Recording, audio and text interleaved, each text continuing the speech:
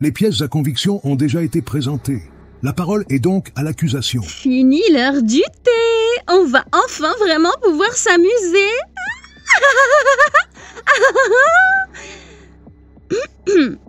La youtubeuse Elinix est accusée d'avoir osé se faire passer pour un être humain alors qu'elle n'a rien à faire dans ce monde.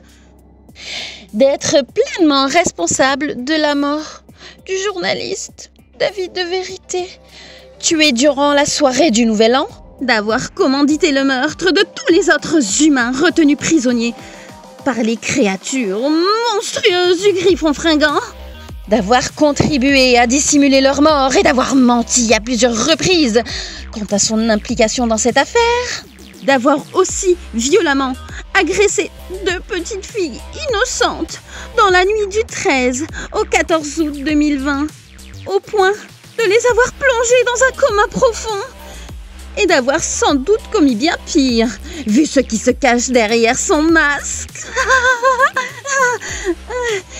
Et même si elle refuse de cracher l'info, cette pain-bêche.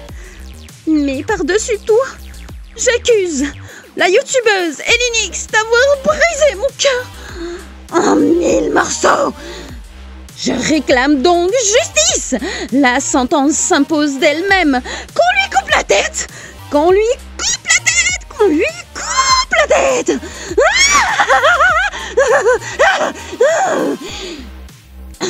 Très bien. La parole est à la défense maintenant. La défense? Quelle défense? C'est moi qui parle ici. Je n'ai qu'une chose à dire pour la défense d'Ellie. Qu'on lui coupe la tête. Qu'on lui coupe la tête. Je te rappelle que les followers d'Ellie se sont plaints, Alice. C'est pour ça que je tiens le rôle de juge à ta place d'ailleurs. Oui, les moutons qui la suivent. On ne peut pas faire ça, Alice. Ce n'est pas bien, Alice.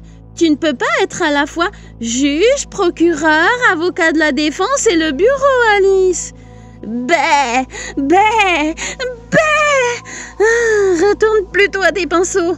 Moi, pendant ce temps, je vais faire taire tout ça à l'ancienne. Paf, paf, paf. C'est bien toi qui voulais tester des méthodes un peu plus calmes, non? Tu voulais redorer notre image auprès du grand public. Paf, paf, paf, paf, paf, paf, paf, paf, paf, paf, paf, paf. Ça commence à bien faire. Bon, d'accord, faisons ce que les petites gens attendent de nous alors. Si quelqu'un veut prendre la défense d'Ellie, il a jusqu'à la date affichée à l'écran pour faire sa plaidoirie. En vidéo, en audio ou par écrit, ça peut être long ou court, faites-le comme vous le sentez.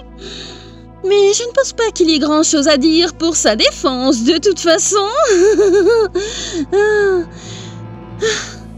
Il suffira de me les envoyer par mail et je les publierai sur ma chaîne.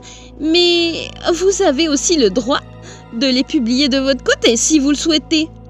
Comme ça, vous avez une chance de prendre sa défense. Ouais, génial! Youhou! Mais vous pouvez aussi choisir de l'enfoncer davantage. Bah, après tout, vous avez le droit de vous exprimer librement, non? Faites comme vous le sentez. De toute façon, je publierai ce que vous m'enverrez.